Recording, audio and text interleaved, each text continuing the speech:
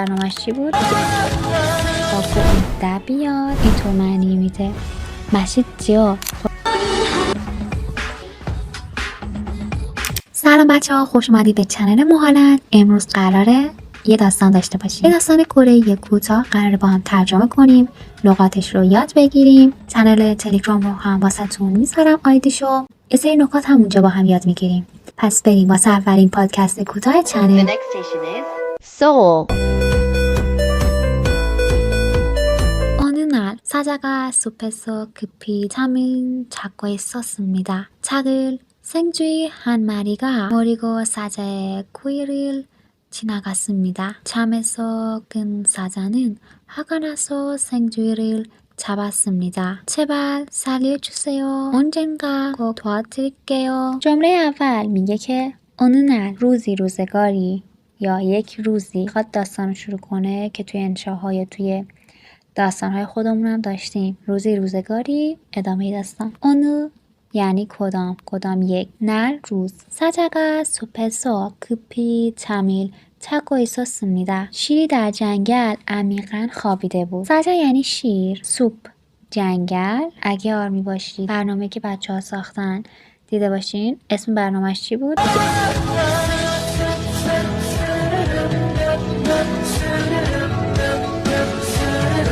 کپی عمیقاً. چم یعنی خواب. فعلش چیه؟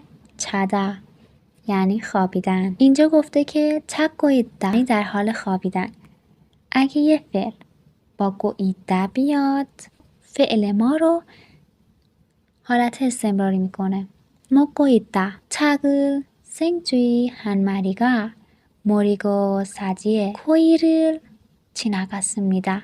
یه موش کوچیک بدون اینکه بدونه از روی بینی شیر عبور میکنه. 작은 کوچیک. 생쥐 موش. 한 یک. مری واحد شمارش حیواناته. 한 مری یه حیوان. دو مری دو حیوان. 모르다 ندانستن.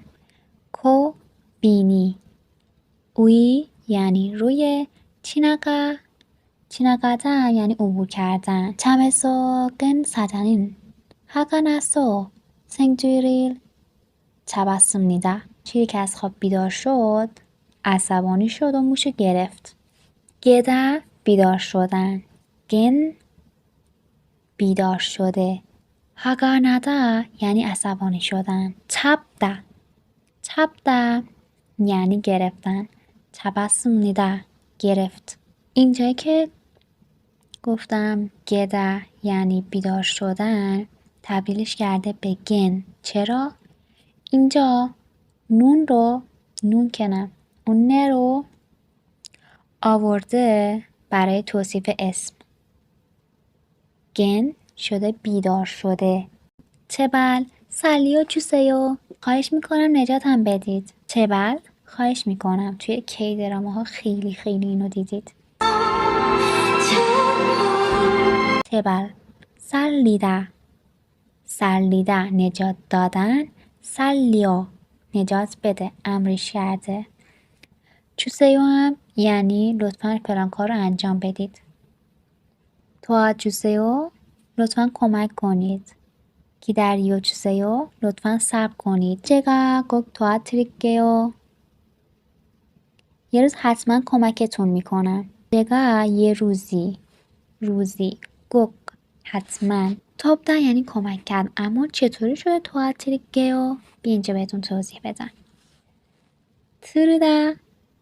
تریدا یعنی گرامریه که وقتی کاری رو برای شخصی میخوای با احترام انجام بدی از این گرامر استفاده میکنی. 가르쳐 드릴게요 به شما یاد میدن.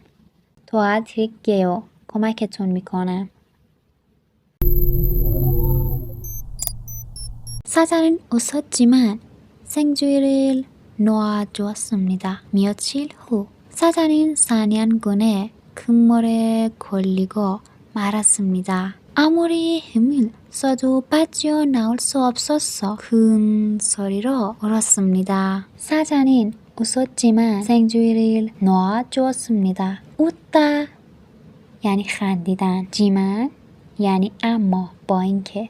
웃었지만 با اینکه خندید. 놓아주다 یعنی رها کردن، آزاد کردن. 놓아주었습니다 آزاد کرد. این جمله هم گفته که 웃었지만 خندید ولی اما 놓아주다 ترکیب دوتا فعله. 놓다 یعنی رها کردن، 주다 یعنی دادن. 놓아주다 آزادش کرده. 며칠 후 چند روز بعد. 며칠 چند روز، 후 بعد. مثلا دیدین که توی انگلیسی داریم PM AM، اون PM میشه 후 که توی ساعت هم کاربرد داره. 수업 후 بعد کلاس. 식사 후 بعد غذا. 며칠 후 چند روز بعد. 사자는 사냥꾼의 그물에 걸리고 말았습니다. شیر در تور شکارچی گرفتار شد. متاسفانه گرفتار شد. 사냥꾼 یعنی شکارچی. 그물 یعنی تور. 걸리다 گیر افتادن. 말았습니다 در نهایت این اتفاق افتاد. متاسفانه اتفاق افتاد. 아무리 힘을 써도 빠져 나올 수 없었어. 큰 소리로 울었습니다. هر چقدر هم که زور زد، هیم اینجا معنی زور میده. نیرو، زور بازو. هر چقدر هم زور زد نتونست فرار کنه. بالاخره با صدای بلند گریه کرد. 아무리 هر چقدر هم. 쓰다 استفاده کردن. 힘을 쓰다 زور زدن. 빠져 나오다 یعنی بیرون آمدن، فرار کردن. 수 없다 نداشتن، توانایی رو نداشت. 소리 صدا. 울다 گریه کردن. 큰 소리 یعنی با صدای بلند. 큰 یعنی بلند. 그 소리를 들은 생주에는 달려와 주리리로 갈까 끝났습니다. 덕분에 사자는 그물에서 나올 수 있었습니다. 생주이가 말했습니다. 제가 도와드릴 수 있다고 했죠? 작을 생주이도 큰 사자를 터올 수 있어요. 그 소리를 달려와 줄을 이로 갈까 끊었습니다. موش وقتی اون صدا رو شنید با عجله دوید و طنابو با دندوناش جوید و پارش کرد. 그 آن 소리 صدا. 듣다 شنیدن. 달려오다 با عجله دویدن و آمدن. 달려와 دوید و آمد. 줄 طناب نخ.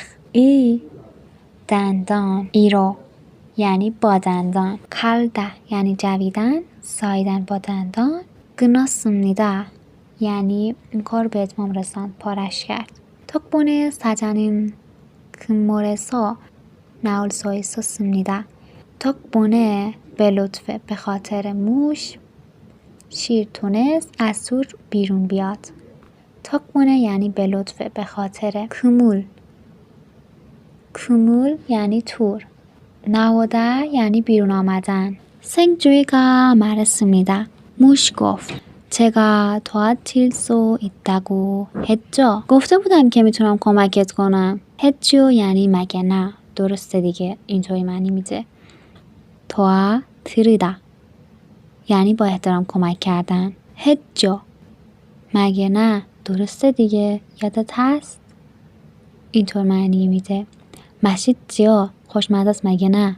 اینطوری یادت بهت اینو گفتم مگه نه. 작은 생쥐도 큰 사자를 터올 수 있어요. حتی یه موش کوچیک هم میتونه به شیر بزرگ کمک کنه. 작다 کوچیک بودن. 작은 اسمش کرده، فعلو تبدیل به اسم کرده. کوچیک. 생쥐 موش.